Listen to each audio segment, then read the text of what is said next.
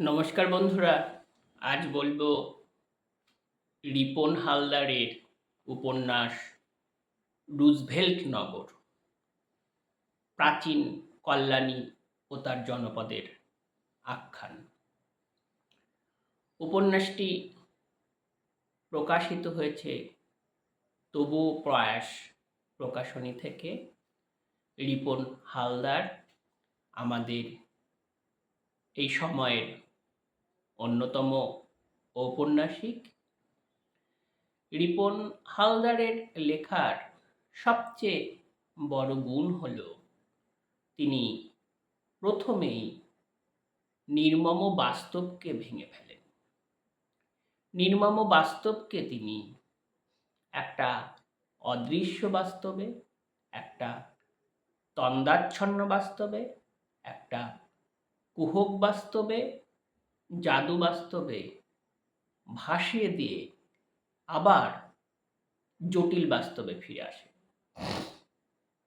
সমান্তরাল কাহিনীর বদলে একাধিক অসমান্তরাল কাহিনী নিয়ে, একাধিক বিচ্ছিন্ন খণ্ড খণ্ড ঘটনা নিয়ে তিনি একটা অসীমান্তিক প্রদেশে পাঠককে পৌঁছে দেন।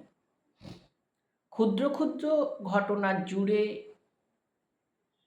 তার মধ্যে একাধিক চিত্রকল্প, রূপক, সংকেত, বিরোধাভাস এনে একাধিক চরিত্রকে সামনে রেখে একটা মহাকালের পটভূমি দাঁড় করিয়ে দেন। এই রুজভেল্ট নগর আখ্যানটি তিনটি পর্বের বিষয় পৃথক, এবং সেই পৃথক বিষয়গুলি একটি আরেকটির সঙ্গে সংযুক্ত করেছেন, এবং এটাই তার দক্ষতা। সেই প্রাচীন কল্যাণীর ইতিহাস সন্ধানে গিয়ে তার মিথ, সংস্কৃতি, পুরাণ, নদী মানচিত্র, সংস্কার, তত্ত্বকথা, জীবনবেদ, দার্শনিক জিজ্ঞাসা, আজকের বদলে যাওয়া ইতিহাস পাঠ, সাম্রাজ্যবাদী আক্রমণ, উপনিবেশের চালচিত্র এবং সাহেব এবং উপনিবেশের কারো কারো মহৎ উদার দৃষ্টি, সব মিলিয়ে এক আধুনিক জীবনের গল্প লিখেছেন। রুজভেল্ট নগর প্রাচীন কল্যাণীর এক জনপদ যা হারিয়ে গেছে। আসলে বৃহত্তর ইতিহাসের কথা বলতে গিয়ে আমরা ক্ষুদ্র ইতিহাস, লোক ইতিহাসকে ভুলে যাই। লোক ইতিহাসের জনপদের নিচে যে কত মিথ, কত সংস্কার, কত জীবনের রূপ বৈচিত্র্য, জনসংস্কৃতির অংশ থাকে, তা আমরা একেবারেই ভুলে যাই, বা পুঁজিবাদ, ভোগবাদ এবং আমাদের পাঠ্য ইতিহাসের চাপে তা থেকে আমরা বিচ্ছিন্ন হয়ে যাই। এইভাবে বহু ইতিহাস মরে যায়। যদিও আজ বিভিন্নভাবে লোক ইতিহাস, আঞ্চলিক ইতিহাসের চর্চা চলছে, লিটল ম্যাগাজিন বা বিভিন্ন জেলায় জেলায় কোনো সংস্থা এই কাজগুলো করে যাচ্ছে। এই রুজভেল্ট নগর নামের পেছনের যে ইতিহাস, তা সাম্রাজ্যবাদী আক্রমণ, দ্বিতীয় বিশ্বযুদ্ধ, বৈঠকে বসেছেন রুজভেল্ট, আমেরিকার প্রধানমন্ত্রী ও চার্চিল, ইতিমধ্যেই জার্মানি রাশিয়া আক্রমণ করে ফেলেছে, এবং জাপানও এশিয়ার কিছু কিছু অংশ আক্রমণ করে ফেলছে। তখন আমেরিকা এক সৈন্য ঘাঁটি গড়ে তোলে প্রাচীন কল্যাণীতে, যার ফলে ৩৫টি গ্রাম এবং তাদের মানুষকে উচ্ছেদ হয়ে যেতে হয়। এই হলো পটভূমি। এই পটভূমিকে তিনি ভাসে দিচ্ছেন মায়া বাস্তবে, জাদু বাস্তবে এবং তার সঙ্গে উদ্বাস্তুর দেবীদস্যত্বে। আখ্যানের সূচনায় দেখি যে মাটি কথা বলছে, নদীর তলার মাটি থিতু হতে চাইছে, শক্ত পটভূমি চাইছে। নদীর স্রোত, বর্ষার নদীর কোলাহলের কাছে সে পরাজিত হয় না, সে থিতু হয়ে জনসংস্কৃতির অংশ হতে চাইছে। এই রোমান্টিকতা বা এই মিস্টিসিজম বা এই আপাত কুহকের আড়ালে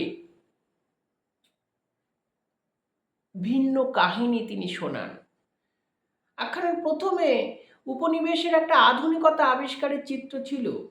সেই রামমোহন রায় আর রোজারিও সাহেবকে কেন্দ্র করে উপনিবেশের নিজস্ব সংস্কৃতি, জীবন চিন্তা, উপনিবেশের জীবনবেদ এবং উপনিবেশ কিভাবে আধুনিক হয়ে উঠবে তার চালচিত্র ছিল। যে কোনো মানুষেরই, যে কোনো মেধাবী পণ্ডিত চিন্তক মানুষেরই তো প্রধান চিন্তা সভ্যতা কিভাবে আধুনিক হয়ে উঠবে। এবং যারা আমাদের দেশে উপনিবেশ স্থাপন করেছিল তাদের মধ্যেও তো কেউ কেউ সৎ ছিল, যারা উপনিবেশে ভালো চেয়েছিল। উপনিবেশ শাসন করেছিল ঠিকই, উপনিবেশ থেকে মুনাফা তুলেছিল ঠিকই, কিন্তু উপনিবেশের ভালোও চেয়েছিল। ঠিক তেমনি যারা সাম্রাজ্যবাদী, যারা লুণ্ঠনকারী, যারা অন্য জাতির ওপর আক্রমণ চালায়, যারা অন্যের ক্ষুধার অন্নটুকু ছিনিয়ে নেয়, তারা কখনো সাহেব হতে পারে না। ব্রিটিশরা সাহেব ছিল না। এই রামমোহন রায় এবং রোজারিও সাহেব, কখনো ঈশ্বরগুপ্ত, কখনো কর্তাভাজা ধর্মের গুরু, এরা নদিয়াকে পটভূমি করে জীবনের আধুনিকতাকে খুঁজছে, বাঙালির সংস্কৃতিকে খুঁজছে, বাঙালির জীবনবেদ, বাঙালির জ্ঞান তত্ত্বকে প্রতিষ্ঠা করতে চাইছে। ইতিমধ্যেই দ্বিতীয় বিশ্বযুদ্ধ ঘটে গেছে, রুজভেল্ট নগর স্থাপিত হয়েছে ৪৫টি গ্রামের মানুষকে উচ্ছেদ করে। এর মধ্যে যেটা গুরুত্বপূর্ণ সেটা হলো লেখক যে প্রথমেই মাটির থিতু হওয়ার কথা বলছিলেন সেইটা এখানে গুরুত্বপূর্ণ। একবার কেউ ভিটেমাটি হারালে সে আর ভিটেমাটি পায় না, সারা জীবন মাটিতে থিতু হওয়ার জন্য তার লড়াই চলতেই থাকে। এই যে স্বদেশের মধ্যে, স্বভূমির মধ্যে, দেশের মধ্যে এই উদ্বাস্তু মানুষের দল হেঁটে চলেছেন, কোথায় বাসভূমি পাবেন? প্রত্যেকের জমির কাগজপত্র ছিল না, যাদের ছিল তারা কিছুটা টাকা পেয়েছেন, যাদের কাগজপত্র ছিল না তারা টাকা পায়নি। এর মধ্যেই আবার চলে এলো ৪৭-এর দেশভাগ এবং একদল উদ্বাস্তু। দেশভাগে উদ্বাস্তু আর স্বদেশে থেকে উদ্বাস্তু, এই দুই উদ্বাস্তুকে মিলিয়ে দিয়েছেন লেখক আখ্যানের দ্বিতীয় পর্বে। নিমাই বনমালীরা ঘর হারিয়ে ঘর খুঁজছেন। ইতিমধ্যে কল্যাণী আধুনিক হচ্ছে, বিধানচন্দ্র রায়ের নেতৃত্বে কল্যাণীর রূপচিত্র বদলে যাচ্ছে। পাশাপাশি সেই দেশভাগে উদ্বাস্তুর সঙ্গে স্বভূমির উদ্বাস্তুরা মিশে ঘর খুঁজছে, কখনো ক্যাম্পে, কখনো বস্তিতে। সেখানে কেউ কেউ মারা যাচ্ছে, সেখানে জীবন রক্ষা না করতে পেরে তারা আবার হেঁটে চলেছে। এই হাঁটাকে লেখক মিলিয়ে দিচ্ছেন আমাদের যে জীবনবেদ, জ্ঞানতত্ত্ব, কখনো বাউল ফকিরের জীবন দর্শন, কখনো ৮৪ সিদ্ধার জীবন দর্শন, কখনো নদিয়ার নিমাইয়ের আগমন, ইত্যাদি ইত্যাদির মধ্যে দিয়ে ৪৭ থেকে ৭১ উদ্বাস্তু এসেই যাচ্ছে। তারা ঘরে ফিরতে চেয়েছিল, কিন্তু ঘরে ফেরার সমস্ত পথ বন্ধ হয়ে গেছে। এর মধ্যে নদীর একটা বৃহত্তর ভূমিকা আছে। নদী তার রূপচিত্র বদল করে। ১০০০ বছরের মধ্যে নদী যেমন জেগে ওঠে, তেমনি মরা নদীতে পরিণত হয়। বাংলা সাহিত্যে এইরকম বহু আখ্যান পাওয়া যাবে যেখানে নদী হারিয়ে গেছে। যেমন অমর মিত্রের সোনায় ছিল নদীর নাম। মরা নদীর ওপর একটা জনপদ গড়ে উঠেছে, একদল গবেষক নদী খুঁজে যাচ্ছে। এই নদীর রূপচিত্র নদিয়ার কল্যাণী সংলগ্ন এক সময় ছিল গঙ্গা ভগীরথীর একটা শাখা, কিন্তু সেই শাখা আজ অনেক দূরে চলে গেছে, হারিয়ে গেছে। এবং নদীর ওপর ভাসমান নৌকাকে কেন্দ্র করে, যাত্রীকে কেন্দ্র করে, কঠিন মাটিতে থিতু হওয়ার গল্পকে কেন্দ্র করে চিরকালীন উদ্বাস্তু হওয়া মানুষের রূপচিত্র আঁকতে চেয়েছেন। এবং সেখানে একাধিক মেটাফোর, কখনো দ্বৈত ক্রিয়াপদ, কখনো রূপক এসে হাজির হচ্ছে। এবং প্রাচীন কল্যাণীর যে ইতিহাস, তার মিথ, তার জনসংস্কৃতি, তার সংস্কার, জনপদের অভাব অভিযোগ, জনপদের রূপচিত্র, সমস্ত কিছুকে কেন্দ্র করে লেখক ইতিহাস খননে নেমেছেন। আজকের এই সময়ে দাঁড়িয়ে রুজভেল্ট নগরকে আর খুঁজে পাওয়া যাবে না। তৃতীয় পর্বে ইতিহাস সন্ধান আরো চমৎকার। সেখানে এক তরুণ গৌতম, যে নিজের অঞ্চলের ইতিহাস খুঁজতে নেমেছেন এবং কোনো দিশা পান না। এই রুজভেল্ট নগর আসলে কোথায়, তা বদলে আজ অন্য নাম হয়ে গেছে। পাগলের মতো সেই ছেলে খুঁজতে থাকে। খুঁজতে খুঁজতে একসময় ইতিহাস মাস্টারমশাই সুধাংশু বাবুর কাছে যায়। তিনি একটি তাকে গ্রন্থ দেন। গ্রন্থের নামটিও রুজভেল্ট নগর। এই জায়গাটাই চমৎকার যে উপন্যাস নিয়ে, উপন্যাসের চরিত্র উপন্যাসের ভেতর ঢুকে যাচ্ছে। এক উত্তর আধুনিক কৌশল প্রয়োগ করেছেন রিপন হালদার। যেমনভাবে আমরা দেখেছিলাম রবিশঙ্কর বলে দোজকনামা আখ্যানে, যেখানে মান্টোর পাণ্ডুলিপি সংস্কার চলছে, পাণ্ডুলিপির টেক্সটকে বদলে লেখক কর্তৃক টেক্সট সেখানে ঢুকে নব্য উপাখ্যান গড়ে উঠছে। রিপন হালদারও সেই একই কৌশল প্রয়োগ করলেন এবং তিনি কিন্তু বাস্তবেরই গল্প বলছিলেন। এবং রিপন হালদারের বড় গুণ, তিনি বাস্তব থেকে মাঝে মাঝেই মায়া বাস্তবে, পরাবাস্তবে চলে যান, আবার পরাবাস্তব থেকে বাস্তবে ফিরে আসেন এবং সেখানে এক রৈখিক কাহিনীর বদলে অজস্র কাহিনী, অজস্র ক্ষুদ্র ক্ষুদ্র বয়ানকে একটা সমান্তরাল বয়ানে দাঁড় করাতে পারেন। তার দক্ষতাটা এইখানে। এবং তিনি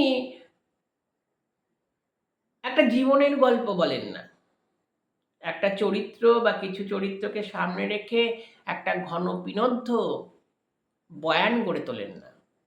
তিনি অজস্র ঘটনাকে নিয়ে, অজস্র চরিত্রকে নিয়ে অজস্র মেটাফর গড়ে তোলেন এবং সেগুলোকে সংযুক্ত করে একটা নির্দিষ্ট কাহিনীতে দাঁড় করাতে পারেন, যা পড়তে গিয়ে কখনোই বিচ্ছিন্ন মনে হয় না।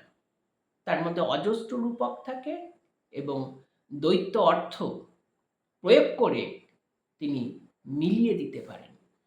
এই গৌতম রুজভেল্ট নগর সন্ধানে নামে এবং তার বন্ধু সুমনকে সেসব জানায় এবং সেই উপন্যাস হাতে নিয়ে পড়ে সে প্রাচীন কল্যাণের সেই অংশগুলোকে খুঁজতে খুঁজতে যায়।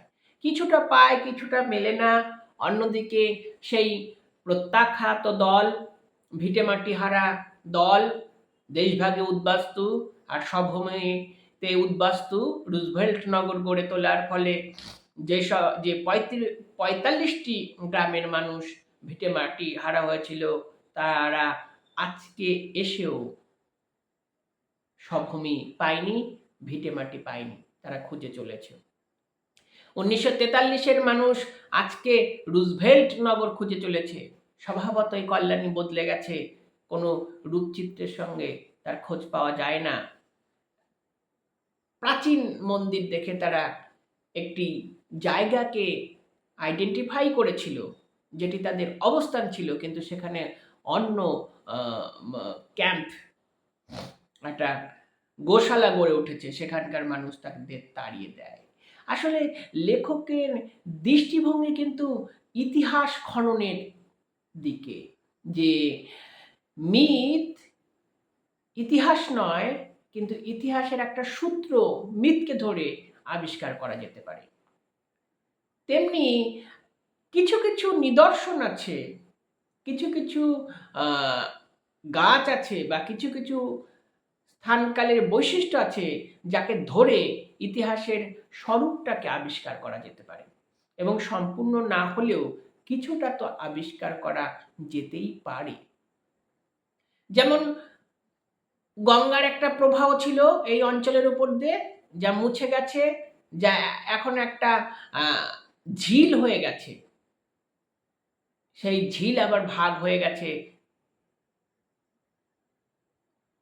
তার মধ্যে যোগসূত্রটা এই তরুণ আর খুঁজে পাচ্ছে না, কিন্তু ইতিহাস খুঁজলে সেই যোগসূত্র আবিষ্কার করা যেতে পারে। এ একখান আসলে উপনিবেশের ইতিহাসকে নব্য চোখে দেখতে চেয়েছে। উপনিবেশের স্বভূমিকে খনন করে তার স্বরূপ চিত্রকে আঁকতে চেয়েছে। আজকের কল্যাণী যেখানে দাঁড়িয়ে, আজ থেকে উপনিবেশের সময়ে তার স্বরূপ চিত্র কি ছিল এবং তা আবিষ্কার করতে গিয়ে লেখককে ভেসে যেতে হয়েছে উদ্বাস্তু উপনিবেশে, এবং যা নদিয়া এবং তার সীমান্ত সংলগ্ন মানুষের প্রাত্যহিক আর্তরব। সেই আর্তরবকে তিনি ভাসিয়েছেন দৈত্য স্বরূপে, দৈত্যকিয়ায়, বিরোধাভাসে। এক সাধু ক্রমাগত হেঁটেই চলেছে, পাগল, সে দ্বিবিধ ক্রিয়াপদ ব্যবহার করে। আবার কেউ জ্ঞান তত্ত্ব খোঁজে, পণ্ডিত মশাই আজীবন জ্ঞান তত্ত্ব খুঁজে যাচ্ছেন। নদিয়া বাউল ফকির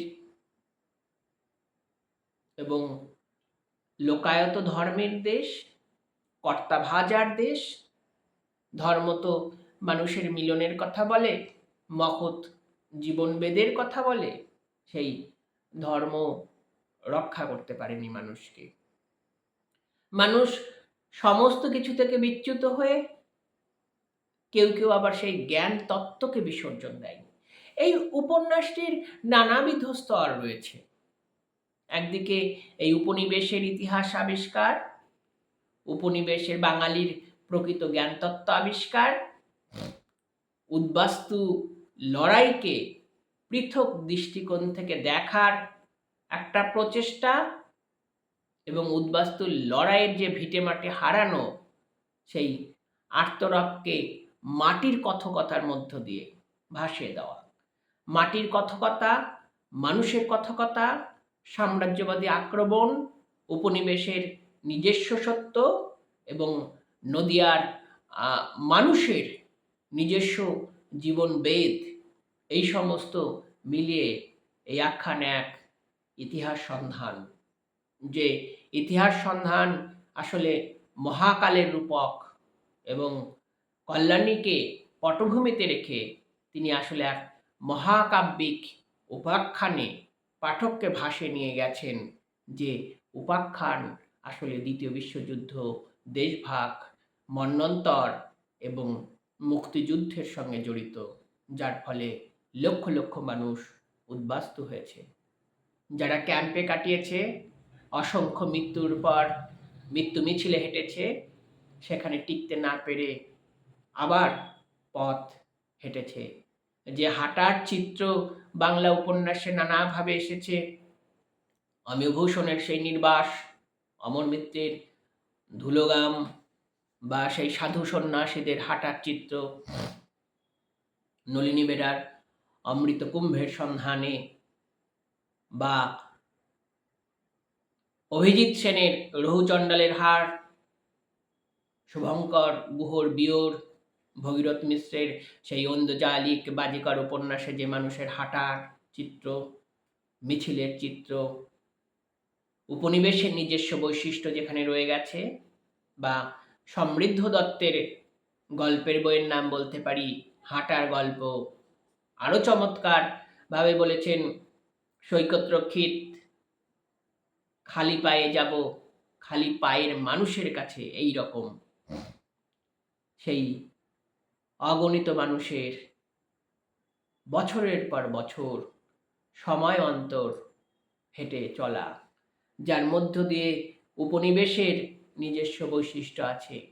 একদিকে নদীর প্রবাহমানতা, নদীর গতিবেগ, সময় অন্তর অন্তর তার স্রোত বদল, তার জনজীবন বদল, আর সময় অন্তর অন্তর মানুষের উদ্বাস্তু হয়ে হেঁটে চলা, সাম্রাজ্যবাদী আক্রমণ থেকে মন্বন্তর, দেশভাগ, মুক্তিযুদ্ধ।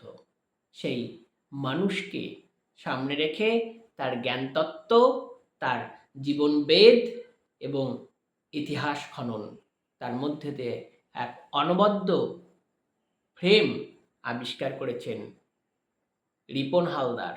আপনারা উপন্যাসটা পড়ে দেখতে পারেন।